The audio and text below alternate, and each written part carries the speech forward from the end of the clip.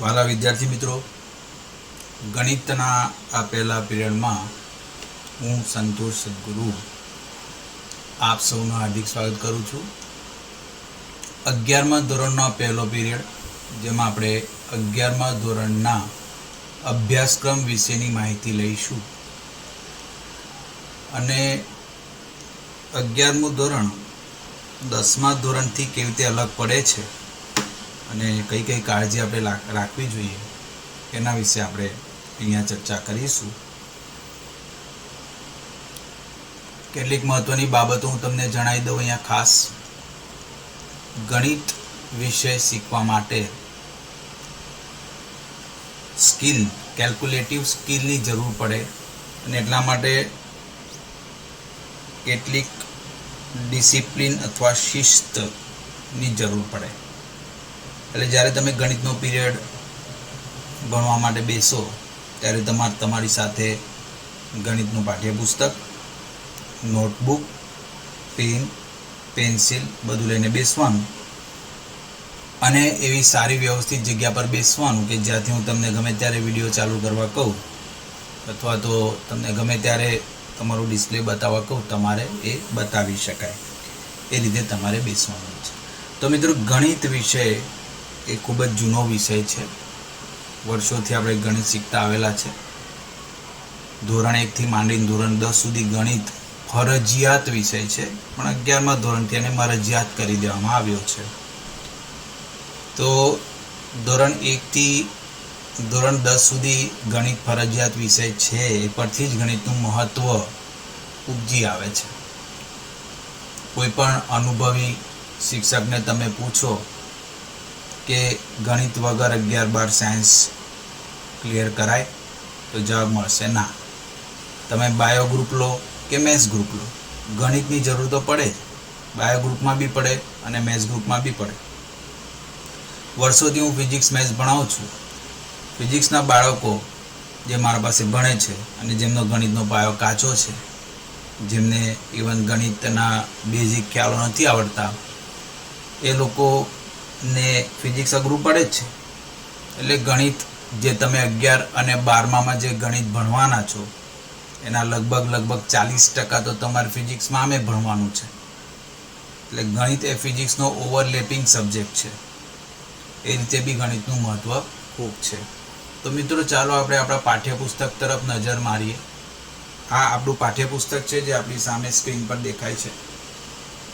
ગણિત ધોરણ 11 વાત કરીએ તો ધોરણ 11ની અંદર આપણા પાસે આપણે કુલ મળીને, અહીંયા હમણાં અનુક્રમણિકા આવશે એટલે ખબર પડશે કે કુલ મળીને આપણે 15 પ્રકરણો ભણવાના છે. 16 પ્રકરણો. 11મા ધોરણમાં આપણે કુલ 16 પ્રકરણોનો અભ્યાસ કરવાનો છે. અને આ 16 પ્રકરણો ખૂબ જ મહત્વના પ્રકરણો છે. મિત્રો, દરેક પ્રકરણનો ટૂંકમાં પરિચય આપી દઉં તો પહેલું પ્રકરણ છે ગણ પરિચય. ગણ એ પ્યોર મેથેમેટિક્સનો ભાગ છે. પ્યોર મેથેમેટિક્સ એટલે શુદ્ધ ગણિતનો ભાગ છે. ગણના આધારે ગણિતની ઘણી બધી અલગ અલગ શાખાઓનો અભ્યાસ થાય. 10મા ધોરણમાં તમે પ્રકરણ 10 શીખ્યા, સંભાવના. આ સંભાવના તમે આગળ પણ શીખવાના છો, અને સંભાવનાના ખ્યાલ માટે ગણનો અભ્યાસ આવડવો બહુ જરૂરી છે. 11મા ધોરણમાં તમે પ્રકરણ 2 શીખશો. એના માટે આ પાયો છે, આધાર છે. પહેલું પ્રકરણ ગણ તમને આવડતું હોય તો પ્રકરણ 2 બહુ સરળ થઈ જાય તમારા માટે. બરાબર છે? તો આ પ્રકરણની અંદર આપણે ગણ શું છે એની વિશે પહેલા માહિતી મેળવીશું. પછી ગણ અને તેમનું નિરૂપણ, ગણને કેવી રીતે દર્શાવાય, એની દર્શાવવાની કઈ કઈ પદ્ધતિ છે એના વિશે અભ્યાસ કરીશું. પછી ખાલી ગણ કોને કહેવાય એના વિશે અભ્યાસ કરીશું. શાંત અને અનંત ગણો વિશે વાત કરીશું. સમાન ગણ એટલે બે ગણો સરખા ક્યારે હોય એના વિશે માહિતી મેળવીશું. ઉપગણ, ઘાત ગણ, સાર્વત્રિક ગણ એના વિશે માહિતી મેળવીશું. ગણ દર્શાવવા માટે વિશિષ્ટ પ્રકારની આકૃતિઓનો ઉપયોગ થાય તેને વેન આકૃતિઓ કહેવાય. એના વિશે વાત કરીશું. ગણ ક્રિયાઓ વિશે વાત કરીશું. પૂરક ગણ કોને કહેવાય એના વિશે વાત કરીશું. અને બે ગણના યોગગણ અને છેદગણ પરના વ્યવહારિક કૂટ પ્રશ્નો એના વિશે વાત કરીશું. તો વ્યવહારિક કૂટ પ્રશ્નો એટલે રોજના જીવનમાં જે પ્રશ્નો આવે છે એની વાત કરીએ તો એ પ્રશ્નોનો અહીંયા અભ્યાસ કરવામાં આવે છે. જેમ કે બહુ મોટો સમુદાય હોય, જેમ કે હમણાં રસીકરણ ચાલે છે કોરોનાનું, તો કોરોનાના રસીકરણમાં કેટલા લોકોને રસીકરણ થયું, કેટલા લોકોને બાકી છે, એવા પ્રકારના જે કૂટ પ્રશ્નો છે એ અહીંયા આપણે આનાથી સોલ્વ કરી શકીએ છીએ. તો મિત્રો, આપણું ધોરણ 11નું પ્રથમ પ્રકરણ છે ગણ. પ્રકરણ 1 જે છે તે ગણ છે. ગુણભાર બધાને આપેલો જ છે, પરંતુ હમણાં એ ગુણભારની આપણે ચર્ચા નથી કરતા, કારણ કે હજુ સરકાર તરફથી પૂર્ણ સર્ક્યુલર આવ્યું નથી. એકવાર સર્ક્યુલર આવે એટલે ગુણભારની બી આપણે ચર્ચા કરી શકીશું. તો પહેલું પ્રકરણ ગણ છે, બરાબર છે. બીજા પ્રકરણની આપણે વાત કરીએ તો બીજા પ્રકરણ સંબંધ અને વિધેય પર આધારિત છે. સંબંધ અને વિધેય, સંબંધ એ આપણે રોજિંદા જીવનમાં પણ વપરાતો શબ્દ છે. બે વ્યક્તિઓ વચ્ચેનો સંબંધ, કોઈ વ્યક્તિ અથવા વસ્તુ વચ્ચેનો સંબંધ. એવા જ પ્રકારનો કંઈક થોડો ઘણો ખ્યાલ ગણિતમાં પણ આવે છે. તો સંબંધ અને વિધેય એ બીજગણિતનો પાયો ગણાય. બીજગણિતનો પાયો ગણાય. સંબંધ અને વિધેયનો ઉપયોગ માત્ર ને માત્ર ગણિતમાં કે સાયન્સમાં જ થાય અને કોમર્સમાં બી થાય. કોમર્સમાં નફા વિધેય, પછી કોસ્ટ ફંક્શન એટલે કે જે મૂડી વિધેય ને એ બધા વિધેયો વ્યાખ્યાયિત કરવા માટે સંબંધ અને વિધેયનો ઉપયોગ થાય.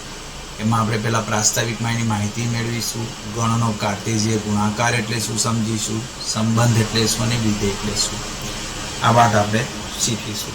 આ બંને પ્રકરણોની વાત મેં તમને કરી. આ બંને પ્રકરણોનું ધોરણ 10 જોડે વિશેષ ડાયરેક્ટલી કોઈ લેવા દેવા નથી. વાત કરીએ સંબંધ અને વિધેયની, તો હા, આ પ્રકરણ 2 ધોરણ 10 બહુપદી તમને જો વ્યવસ્થિત આવડતી હોય તો આ પ્રકરણમાં મજા પડશે. આ પ્રકરણ વધારે સરળ રીતે સમજણ પડશે. આમ પ્રકરણ 2 ધોરણ 10 બહુપદી એ પ્રકરણ આ પ્રકરણ માટે એક આધારનું કાર્ય કરે છે થોડું ઘણું. પછી ત્રીજું પ્રકરણ આવે છે ત્રિકોણમિતિ. ધોરણ 10માં તમે મારા ખ્યાલથી પ્રકરણ 6 ત્રિકોણ હતું એટલે પ્રકરણ 6 કે 7 એ મને પ્રકરણ યાદ નથી, પણ એમાં ત્રિકોણમિતિ વિશે શીખેલા તમે. ધોરણ 10માં sine theta, cos theta, sec theta, cosec theta આ બધી બાબતો શીખેલા, બરાબર છે. ટેન થીટા અને કોટ થીટા આ 6 ત્રિકોણમિતીય ગુણોત્તરો આપણે શીખેલા. તો એના અનુસંધાનમાં આ પ્રકરણ છે. અને આ પ્રકરણ ફિઝિક્સમાં, મેથ્સમાં ખાસ ઉપયોગમાં લેવાય.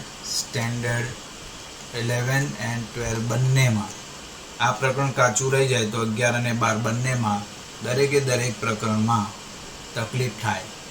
એટલે આ પ્રકરણ ખૂબ જ મહત્વનું છે. પહેલાંનો પરિચય મેળવીશું, પછી ખૂણા એટલે શું, ત્રિકોણમિતીય વિધેયો કે તે વ્યાખ્યાયિત થાય, બે ખૂણાના સરવાળા બાદબાકીના સૂત્રો કયા હોય, એ કેવી રીતે ઉપયોગમાં લેવાય, ત્રિકોણમિતીય સમીકરણો એટલે શું, એનો ઉકેલ કેવી રીતે મેળવવાનો, સાઇન અને કોસાઇન સૂત્રોની સાબિતી અને એનો ઉપયોગ કેવી રીતે કરવાનો, આ બધી બાબતો આપણે પ્રકરણ 3માં શીખવાના છીએ. પ્રકરણ 4 ગાણિતિક અનુમાનનો સિદ્ધાંત. અનુમાનને અંગ્રેજીમાં કહેવાય પ્રેડિક્શન. અનુમાન શબ્દ ગુજરાતી ભાષાનો સામાન્ય શબ્દ છે. પ્રેડિક્શન એટલે શું કે આજુબાજુના વાતાવરણ પરથી આપણે કંઈક અંદાજો લગાવીએ એને પ્રેડિક્શન કહેવાય. ગણિતમાં પણ એવી ઘણી બધી સાબિતીઓ છે જે અનુમાનના સિદ્ધાંતના આધારે સાબિત થાય.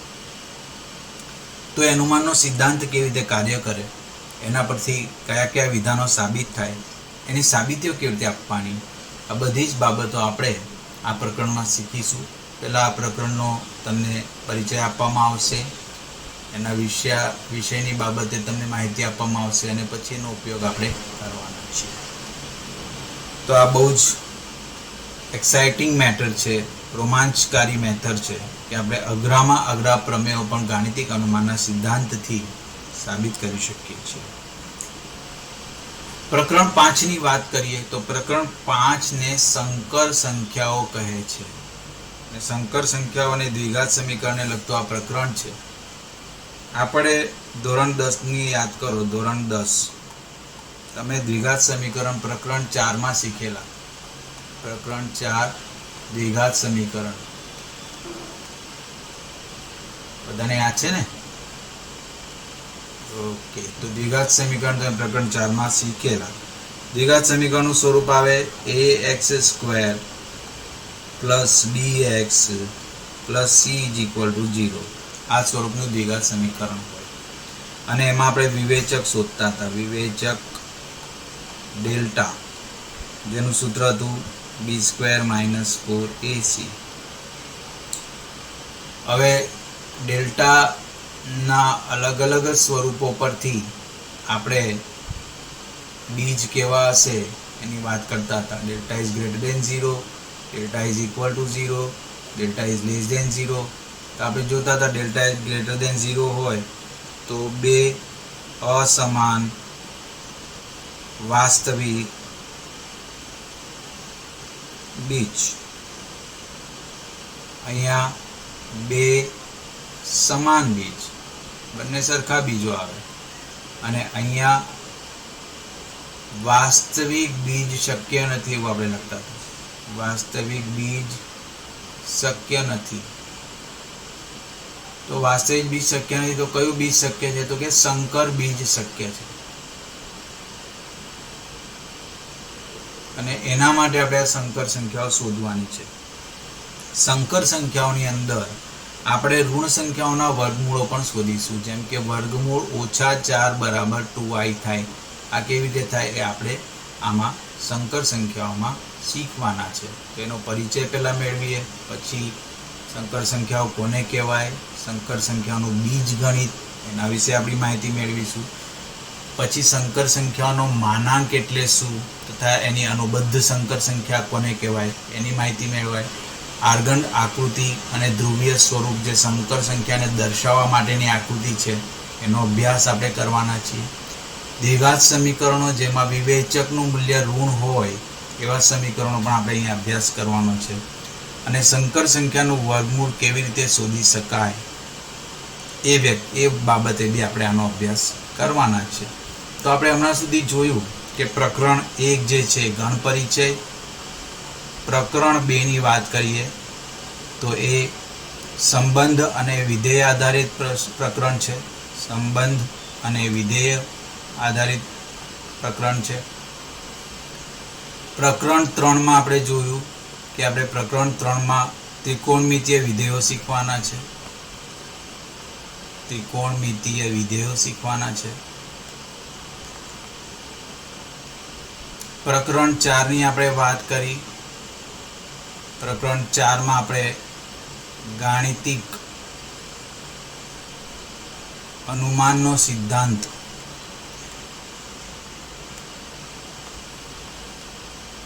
આ પ્રકરણ આપણે શીખવાના છે. અને પ્રકરણ 5માં આપણે શીખવાના છીએ સંકર સંખ્યા. તમારી જાણ ખાતર કહી દઉં કે દરેક પ્રકરણોને એના ગણિતના આધારે વિભાજિત કરવામાં આવે છે. તો હમણાં સુધી આ 5 પ્રકરણો પ્યોર મેથેમેટિક્સનો ભાગ છે, શુદ્ધ ગણિત શાસ્ત્રનો ભાગ છે. બરાબર છે. આગળ વધીએ પ્રકરણ 6 સુરેખ અસમતાઓ. આપણને યાદ છે પ્રકરણ નંબર 3 ધોરણ 10 સુરેખ સમીકરણ યુગ્મ એવું હતું.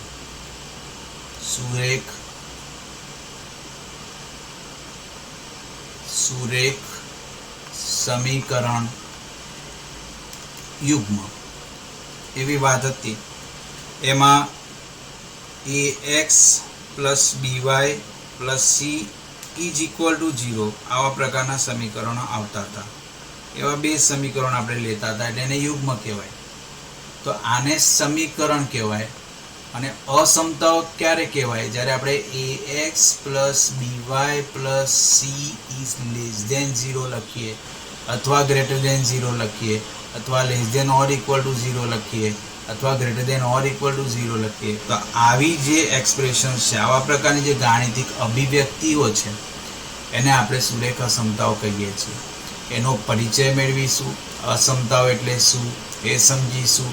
એક ચલમાં સુરેખ અસમતાઓનો બેઝિક ઉકેલ અને તેનું આલેખ દ્વારા નિરૂપણ કેવી રીતે કરવાનું, એનો આલેખ કેવી રીતે દોરવાનો, એની વિશે વાત કરીશું. બે ચલમાં સુરેખ અસમતાનો આલેખ કેવી રીતે મેળવવાનો, એની વિશે આપણે વાત કરીશું. અને બે ચલમાં સુરેખ અસમતાઓની સંહતિનો ઉકેલ કેવી રીતે મેળવાય એની વાત કરીશું. આ તમારા ધોરણ 12 ગણિતમાં સુરેખ આયોજન નામનું પ્રકરણ છે. સુરેખ આયોજન નો પાયો છે. એટલે આ પ્રકરણ અહીંયા કાચું રહી જાય તો પેલા માર્ક્સ ગયા. ધોરણ 12માં સુરેખ આયોજન પ્રકરણના માર્ક્સ જતા રહે. બરાબર છે. આગળ વધીએ. પ્રકરણ 7 ક્રમચય અને સંચય. આ તમારા માટે નવો વિષય છે. બરાબર છે. આ સંભાવના માટેનો પાયો છે. સંભાવના જે પ્રકરણ છે એના માટેનો પાયો છે. અને જે સ્પર્ધાત્મક પરીક્ષા IAS અને બીજી UPSC GPSC જેવી પરીક્ષામાં પૂછાતા કોયડાઓ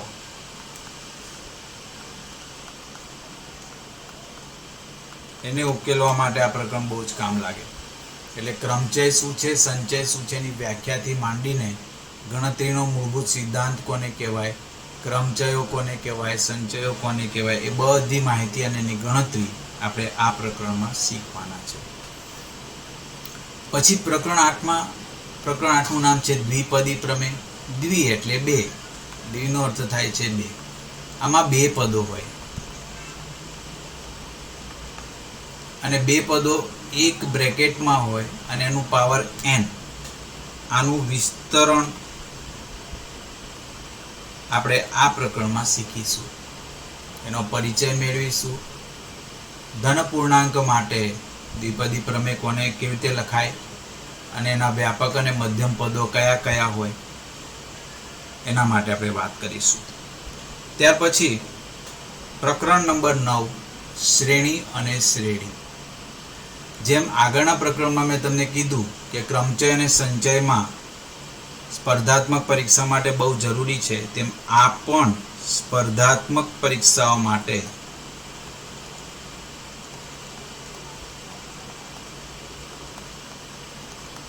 અને જનરલ નોલેજના પ્રશ્નો માટે મહત્વનું પ્રકરણ છે. એનો પરિચય મેળવીશું. શ્રેણીઓ એટલે શું, શ્રેણી એટલે શું. એમાં ધોરણ 10માં તમે 5મું પ્રકરણ ભણી ગયા. પ્રકરણ 5 સમાંતર શ્રેણી. એનું અહીંયા વળી પાછું પુનરાવર્તન આવે છે. પછી સમગુણોત્તર શ્રેણી શીખીશું. સમાંતર મધ્યક અને ગુણોત્તર મધ્યક કોને કહેવાય અને એમની વચ્ચેનો સંબંધ મેળવીશું. વિશિષ્ટ શ્રેણીઓના n પદોના સરવાળા અને અનંત સમગુણોત્તર શ્રેણી અને તેનો સરવાળો, એના વિશે આપણે ચર્ચા કરીશું. તો હમણાં સુધી જે કંઈ ચાલ્યું એ બીજ ગણિત હતું. હવે આપણે ભૂમિતિ પર આવીએ. પણ અહીં જે ભૂમિતિ, આ 10મું પ્રકરણ છે રેખાઓ, એ ભૂમિતિ છે, પરંતુ એ યામ ભૂમિતિ છે.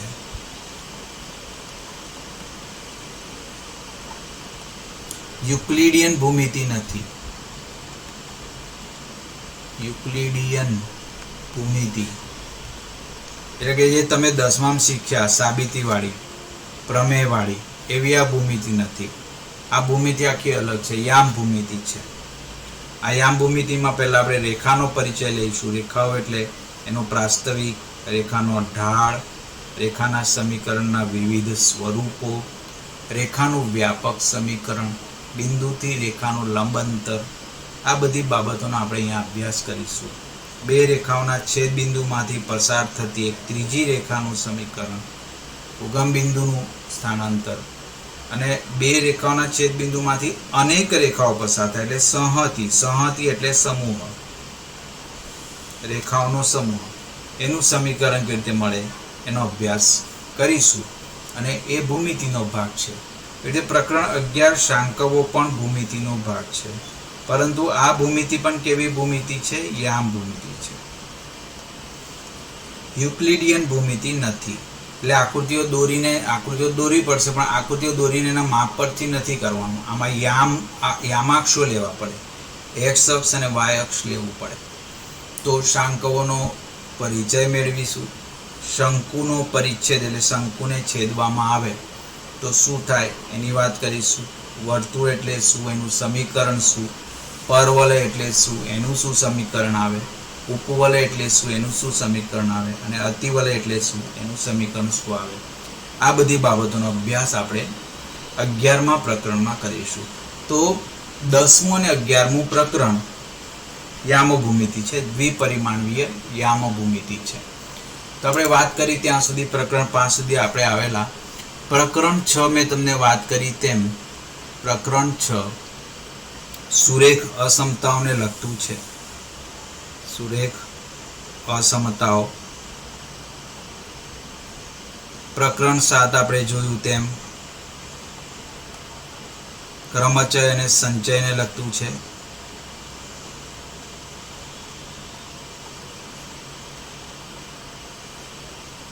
પ્રકરણ 8 ની વાત કરીએ.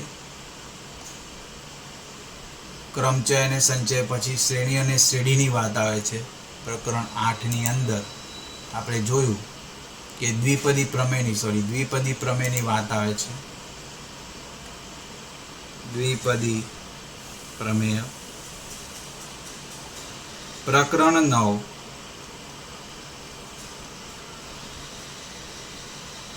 એમાં આપણે શ્રેણી અને શ્રેણીની વાત કરીએ.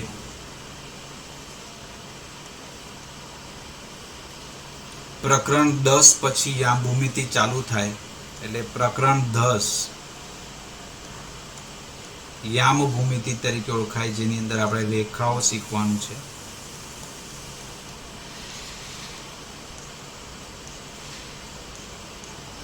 પ્રકરણ 11 આપણે સાંકવો શીખવાનું છે.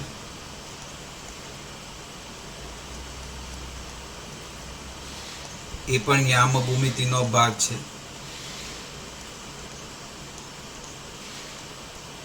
આ રીતે આપણે યામ ભૂમિતિ સુધી પહોંચી ગયા. ત્યારબાદ તમે તમારા અનુક્રમ મણિકામાં જુઓ તો ત્રિપરિમાણીય ભૂમિતિનો પરિચય. આ તમારું ધોરણ 12 માટેનો આધાર બનશે, કારણ કે ધોરણ 12 અંદર ધોરણ 12નો આધાર બનશે.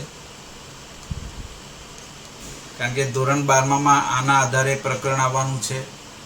અને બીજું કે ત્રિપરિમાણીય ભૂમિતિ તમારા માટે તદ્દન નવું છે, હમણાં સુધી તમે ભણ્યા નથી ધોરણ 10 સુધી. એનો આપણે અહીંયા પરિચય લઈશું. ત્રિપરિમાણીય અવકાશમાં યામાક્ષો કેવી રીતે મૂકવાના અને કયા કયા યામ સમતલો આવે એની ચર્ચા કરીશું. અવકાશમાં બિંદુના યામ કેવી રીતે લખાય, ટ્રિપ્લેટ સ્વરૂપે હોય, એક્સ, વાય અને ઝેડ 3 યામ હોય, એ કેવી રીતે લખવાના. બે બિંદુ વચ્ચેનું અંતર સૂત્ર અને બે બિંદુનું વિભાજન સૂત્ર. દ્વિપરિમાણમાં આ બંને વસ્તુ, દ્વિપરિમાણમાં આ બંને વસ્તુ તમે ધોરણ 10માં શીખી ગયા છો. અહીંયા આપણે ત્રિપરિમાણમાં શીખવાના છીએ. પ્રકરણ 12ની વાત કરીએ. લક્ષ્ય અને વિકલન, તદ્દન નવો વિષય. આ તમારા માટે તદ્દન નવો વિષય છે.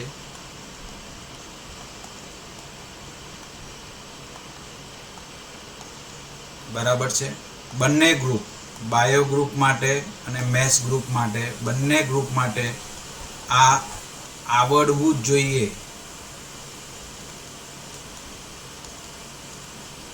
નહીં તો ફિઝિક્સ નહીં આવડે. પહેલી વાત ફિઝિક્સ નહીં આવડે. ફિઝિક્સ માટે આ વસ્તુ જોઈએ, કારણ કે ફિઝિક્સ આના પર જ આધારિત છે. આનો ભૌતિક વિજ્ઞાનમાં ખૂબ ઉપયોગ છે.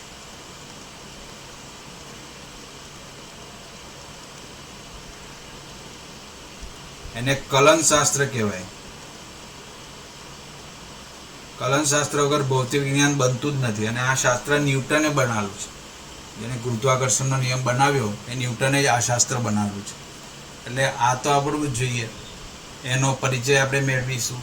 વિકલનનો સાહજિક ખ્યાલ મેળવીશું. લક્ષ્ય કોને કહેવાય, ત્રિકોણમિતીય વિધેયોના લક્ષ્ય, ઘાતાંકીય અને લઘુગણકીય વિધેયો અને વિકલન.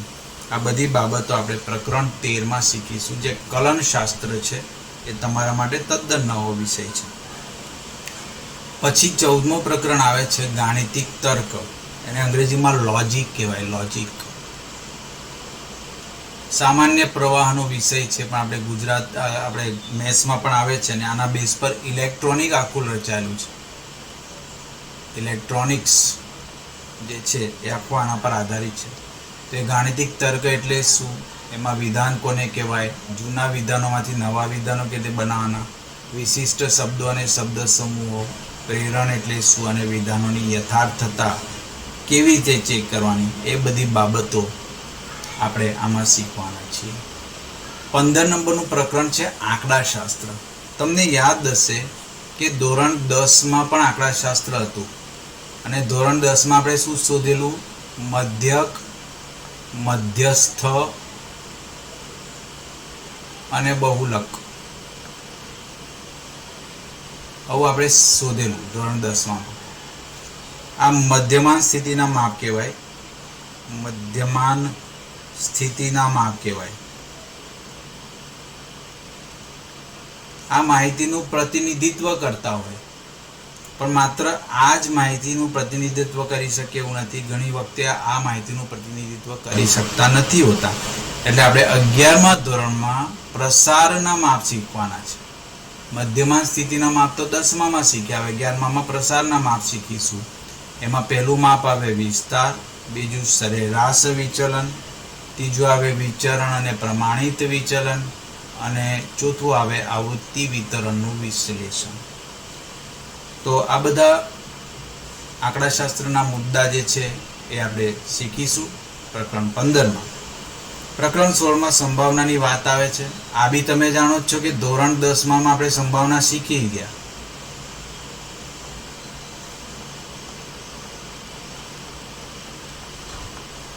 એને જ આગળ વધારવાનું છે. એટલે કે જે શીખી ગયા એના કરતાં વધારે સારા નવા ખ્યાલો, યાદચ્છિક પ્રયોગો એટલે શું, ઘટનાઓ કોને કહેવાય, સંભાવનાની પૂર્વધારણાયુક્ત અભિગમ એટલે શું. આમ કુલ 16 પ્રકરણોનો આ અભ્યાસક્રમ છે. નિયમિત રીતે અભ્યાસ કરીએ, ક્લાસમાં પર્યાપ્ત ધ્યાન આપીએ, આપણા શિક્ષકોને ફોલો કરીએ, એમની શીખવાડેલી બાબતોને ધ્યાનમાં રાખીને નિયમિત પ્રેક્ટિસ કરતા રહીએ, તો આ સૌથી સરળ અભ્યાસક્રમ છે. ઘણા બધા વિદ્યાર્થીઓને હું ફીડબેક તરીકે પૂછું છું, જે મેથ્સ ગ્રુપના વિદ્યાર્થીઓ છે, એ લોકોને એમના બીજા અન્ય વિષયો કરતાં મેથ્સ સૌથી સરળ લાગે છે. એમાં વિદ્યાર્થીઓનું પોતાનું વ્યક્તિગત અભિગમ પણ જરૂરી છે. વિદ્યાર્થીઓ પોતે આ વિષય પ્રત્યે લગાવ ઉદ્ભવે તો જ આ વિષય એમને ગમે, નહીં તો પછી નહીં ગમે. એ તો દરેક વસ્તુનું એવું જ છે. પછી કેટલાક પરિશિષ્ટો તમારા પાઠ્યપુસ્તકમાં આપેલા છે.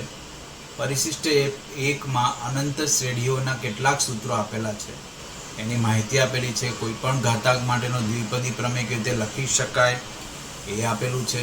અનંત સમગુણોત્તર શ્રેણીની સાબિતી, ઘાતાંકીય શ્રેણી અને લઘુગણકીય શ્રેણીની માહિતી આપેલી છે. મિત્રો, ઘણા લોકો આ પરિશિષ્ટને નથી ગણકારતા હોતા, પણ આ પરિશિષ્ટ પ્રત્યે ધ્યાન આપવું જોઈએ. JEE પરીક્ષા માટે અત્યંત ઉપયોગી છે, અત્યંત ઉપયોગી વસ્તુ છે. એટલે આ પરિશિષ્ટ તમારે જોઈ લેવું પડે. પછી ગાણિતિક નમૂના એટલે મેથેમેટિકલ મોડેલ એટલે શું, એ કેવી રીતે બને છે, એનું પ્રાસ્તવિક, એની પ્રાથમિકતાઓ અને એ કેવી રીતે નમૂનાઓ બને છે, એનો ઉપયોગ કેવી રીતે થાય, એ બધી જ માહિતી પરિશિષ્ટ 2માં તમને આપવામાં આવેલ છે.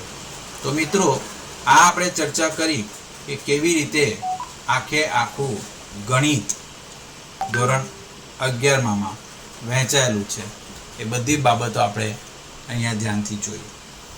તો મિત્રો, આ અભ્યાસક્રમ કરવા માટે જેમ આપણે વાત કરી તેમ પ્રકરણ 11 શાંકવો, એના પરથી પ્રકરણ 12 જે આપણે વાત કરી એ ત્રિપરિમાણીય ભૂમિતિની વાત કરી, જે તમારા માટે તદ્દન નવો વિષય છે. પ્રકરણ 13ની જ્યારે આપણે વાત કરી, પ્રકરણ 13 હતું ગાણિતિક તર્ક. પ્રકરણ 13 આપણે અહીંયા જોયું હતું, એ હતું લક્ષ્ય અને વિકલન. લક્ષ્ય અને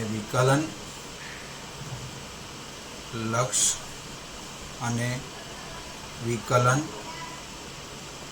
આ નવો વિષય છે કલન ગણિત. જે મેં તમને કીધું તેમ દરેક વિદ્યાર્થીએ શીખવો જોઈએ. જે ગણિતના છે તે પણ, જે ગણિતના નથી એવા વિદ્યાર્થીઓએ પણ શીખવું જોઈએ. પ્રકરણ 14 આપણે જોયું. પ્રકરણ 14માં આપણે શીખ્યા ગાણિતિક તર્ક, મેથેમેટિકલ લોજિક. પ્રકરણ 15માં આપણે જોયું આંકડાશાસ્ત્ર.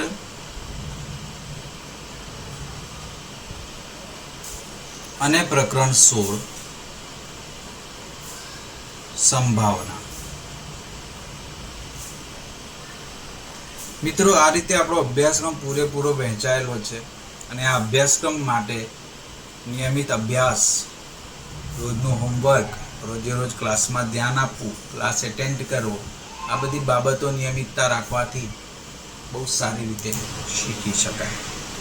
આજે આપણે પ્રકરણ 1 પર આગળ વધવાના છીએ. પ્રકરણ 1 ગણ.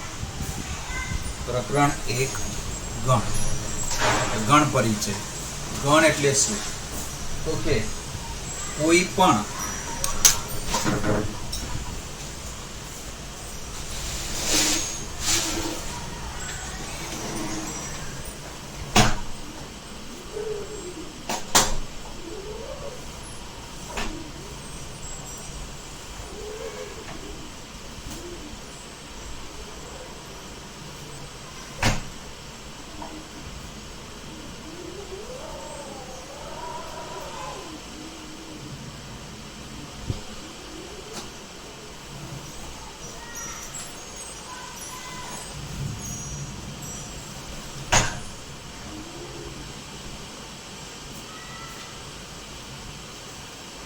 પ્રકરણ 1 ગણ.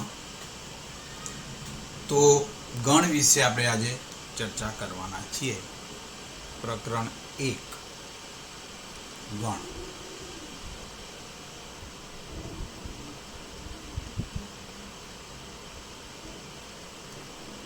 સૌથી પહેલો આપણને પ્રશ્ન એવો થાય કે ગણ એટલે શું? ગણ કોને કહેવાય? ગણ એટલે શું? એ સૌથી પહેલો પ્રશ્ન આપણને થાય. તો ચાલો આપણે આનો જવાબ મેળવવાનો પ્રયત્ન કરીએ. કે સૌથી પહેલી વાત તો એ છે કે ગણની જે સંકલ્પના છે એ આધુનિક ગણિતનો મૂળભૂત ભાગ છે. એટલે કે આધુનિક ગણિત, મોડર્ન મેથેમેટિક્સ જેને આપણે કહીએ, મોડર્ન મેથેમેટિક્સ એનો આ ભાગ છે, મૂળભૂત ભાગ છે, ફંડામેન્ટલ પાર્ટ.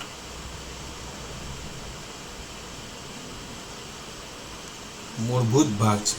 એટલે કે આધુનિક ગણિત શીખવું હોય તો ગણ તો શીખવું જ પડે. આજે આ સંકલ્પનાનો ગણિતની લગભગ બધી જ શાખાઓમાં ઉપયોગ થાય છે. દરેકે દરેક ગણિતની શાખામાં આનો ઉપયોગ થાય છે. સંબંધ અને વિધેયના સિદ્ધાંતોને વ્યાખ્યાયિત કરવા માટે પણ ગણનો ઉપયોગ થાય છે. ભૂમિતિ, શ્રેણીઓ, સંભાવના વગેરેના અભ્યાસ માટે પણ ગણનું જ્ઞાન હોવું જરૂરી છે. તો આ છે ગણનો ઉપયોગ. ગણનો ઉપયોગ ક્યાં ક્યાં થાય. પણ આટલી બધી બાબતોમાં પણ એ ખબર ના પડી કે ગણ એટલે શું. ગણ એટલે શું તો આપણને ખબર જ ના પડી. એટલે ગણની સંકલ્પના એ ગણિતનો મૂળભૂત ભાગ છે, વસ્તુ સાચી. ગણ એટલે શું એ ખબર નથી પડી. આપણને એટલું ખબર પડી કે ગણનો ઉપયોગ દરેકે દરેક ભાષામાં થાય છે. જર્મન ગણિતશાસ્ત્રી જ્યોર્જ કેન્ટોર એ ગણની સંકલ્પનાનો સૈદ્ધાંતિક વિકાસ કર્યો હતો. તેમણે ત્રિકોણમિતીય શ્રેણીઓના કોયડાઓનો ઉકેલ કરવા માટે પ્રથમ વખત ગણનો ઉપયોગ કર્યો હતો. તો આપણે આમાં ગણ વિશે શીખવાના છે.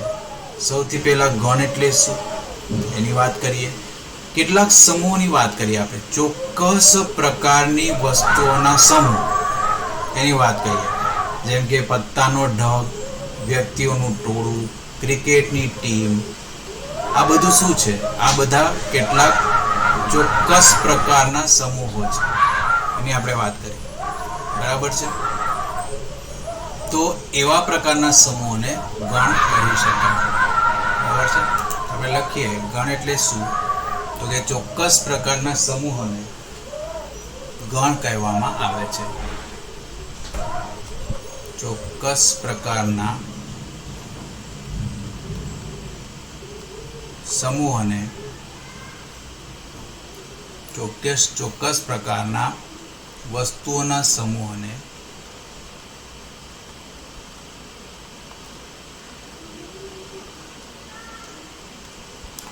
ગણ કહેવામાં આવે છે.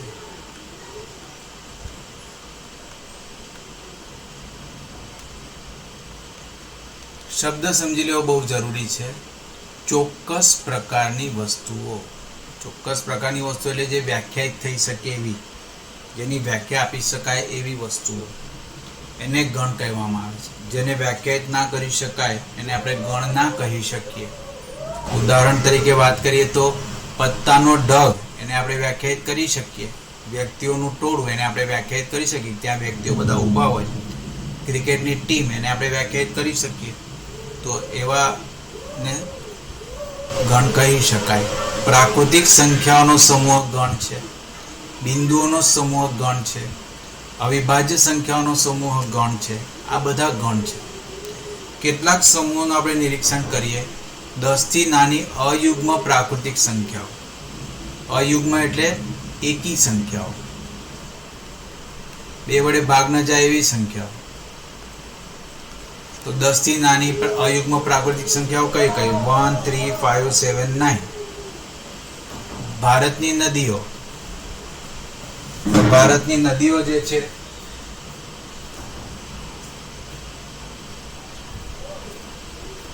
એ પણ વ્યાખ્યાયિત સમૂહ છે. એટલે એ પણ ગણ દર્શાવે છે. એ પણ ગણ દર્શાવે છે. પછી અંગ્રેજી મૂળાક્ષરોના સ્વરો એ પણ નિશ્ચિત છે. A, E, I, O, U ગણ દર્શાવે છે. જે નિશ્ચિત છે એ ગણ દર્શાવે છે. વિવિધ પ્રકારના ત્રિકોણો એ પણ નિશ્ચિત છે એટલે ગણ દર્શાવે છે. આપણે સમજી શકીએ છીએ કે જે નિશ્ચિત વસ્તુઓ છે એ ગણ દર્શાવે છે. 210 ના અવિભાજ્ય અવયવો એટલે 210 ના અવયવો પાડીએ. અહીંયા 210 2 વડે ભાગ જાય એટલે 2 એકા 2, 2 પચામ 10. હવે 3 વડે ભાગ જાય, 3 તાલી 9, 3 પચામ 15. હવે 5 વડે ભાગ જાય 5 7 35, વળી પાછા 7 વડે ભાગ જાય 7 એકુ 7, એટલે કે 2 3 5 7 આ પણ નિશ્ચિત છે, એટલે આ પણ ગણ દર્શાવે છે. સમીકરણ દ્વિઘાત સમીકરણ આપેલું છે, એનો ઉકેલનો ગણ તો કે બી ગણ દર્શાવે, કારણ કે આને 2 નિશ્ચિત ઉકેલો છે, 2 અને 3, એટલે એ પણ ગણ દર્શાવે છે. આમ ઉપરના દરેકે દરેક ઉદાહરણ એ આપેલી વસ્તુઓને સુવ્યાખ્યાયિત કરે છે કે સંખ્યાઓનો સમૂહ છે, એટલે કે આપેલી વસ્તુઓ કે જે તે સમૂહનો સભ્ય છે કે નહીં તે ચોક્કસપણે નક્કી કરી શકીએ તેવો જથ્થો છે. દાખલા તરીકે આપણે કહી શકીએ કે નાઇલ નદી એ ભારતની નદીઓના સમૂહનો સભ્ય નથી, પરંતુ ગંગા નદી આ સમૂહનો સભ્ય છે જ. આમ આપેલ સમૂહમાં કોઈ પર્ટિક્યુલર ઉદાહરણ સભ્ય છે કે નહીં એ આપણને ખબર પડે તો એને આપણે ગણ કહી શકીએ. તો ગણની સાચી વ્યાખ્યા આવે, ગણ એ સુવ્યાખ્યાયિત વસ્તુઓનો સમૂહ છે. તો આપણે લખીશું ગણ એ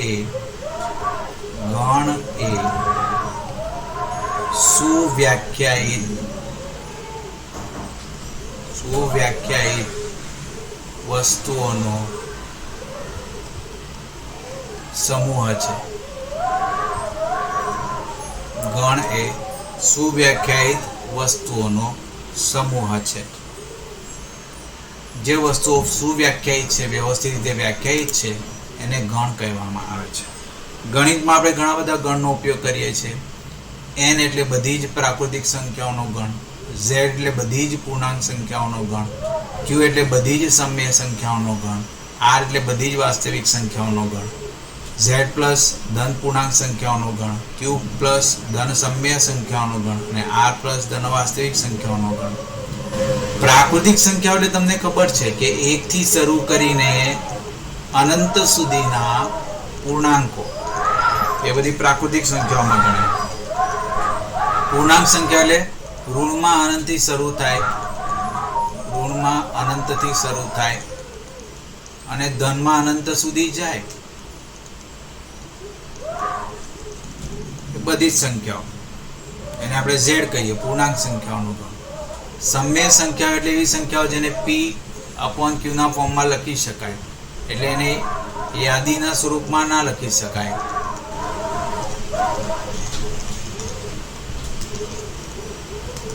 કારણ કે એમાં અનંત સભ્યો છે, અનંત સભ્યો હોવાથી કેટલા લખીએ, કેટલા બાકી રાખીએ, એટલે આપણે એને યાદીના સ્વરૂપમાં ના લખી શકીએ. એટલે વાસ્તવિક સંખ્યાને પણ યાદીના સ્વરૂપમાં ના લખી શકાય, કારણ કે બધી સંખ્યાઓ આવી ગઈ. તો આ બધી સંખ્યાઓ આપણે ગણિતમાં ઉપયોગ કરતા હોઈએ છીએ, અને એ જ સંકેતોનો આપણે હંમેશા ઉપયોગ કરવાનો છે જે સંકેત આમાં દર્શાવેલા છે. હવે કેટલાક ઉદાહરણો જોઈએ જે ગણ નથી, જેમ કે દુનિયામાંના 5 નામાંકિત ગણિતશાસ્ત્રીઓનો સમૂહ એ સુવ્યાખ્યાયિત નથી, કારણ કે કોઈ ગણિતશાસ્ત્રી નામાંકિત છે કે નહીં તે માટેનો અભિપ્રાય વ્યક્તિએ બદલાતો જાય. જે મને નામાંકિત લાગે છે બીજાને નામાંકિત લાગે અથવા ન પણ લાગે. આમ તે સુવ્યાખ્યાયિત સમૂહ નથી. બરાબર છે. તો નીચેના મુદ્દાઓ ખાસ અહીંયા નોંધવાના છે. ગણની વસ્તુઓ, ઘટકો અને સભ્યો એ ગણ સંબંધિત સમાનાર્થી શબ્દો છે. વસ્તુઓ કહો, ઘટકો કહો કે સભ્યો કહો, બધું એક જ છે. બરાબર છે. સામાન્ય રીતે ગણને અંગ્રેજી મૂળાક્ષરોના કેપિટલ અક્ષરો ABC, XYZ વગેરે વડે દર્શાવાય છે, અને ગણના સભ્યોને અંગ્રેજી મૂળાક્ષરોના નાના અક્ષરો ABC, XYZ વડે દર્શાવવામાં આવે છે. જો A એ ગણ કેપિટલ એનો ઘટક હોય તો સ્મોલ a એ કેપિટલ એનો સભ્ય છે, એટલે કે A belongs to capital A, એમ આપણે કહીશું. શબ્દ સમૂહનો સભ્ય ને ગ્રીક એપ્સિલન વડે દર્શાવાય. આને એપ્સિલન કહેવાય, એપ્સિલોન એવું કહેવાય. બરાબર છે. પણ વાંચવાનું A belongs to capital A. B એ ગણ એનો સભ્ય તો આપણે લખીએ B does not belongs to A, એટલે કે B એ ગણ એનો સભ્ય નથી. અંગ્રેજીમાં વંચાય B does not belongs to A. આમ અંગ્રેજી મૂળાક્ષરોના સ્વરોના ગણ B માટે A બિલોંગ્સ ટુ B, પરંતુ બી ડઝ નોટ બિલોંગ્સ ટુ 30ના અવિભાજ્ય અવયવના ગણ પી માટે 3 બિલોંગ્સ ટુ પી પરંતુ 15 ડઝ નોટ બિલોંગ્સ ટુ. તો મિત્રો અહીં સુધી આજનો વર્ગ આપણે રાખીએ. બીજા વર્ગમાં આગળના વર્ગમાં આપણે શીખીશું ગણની યાદીને કેવી રીતે લખી શકાય રોસ્ટર અને ટેબ્યુલર ફોર્મ અનુસાર. તો મિત્રો આજ માટે આટલું જ. બીજા પીરિયડમાં ભેગા થઈશું. આવજો.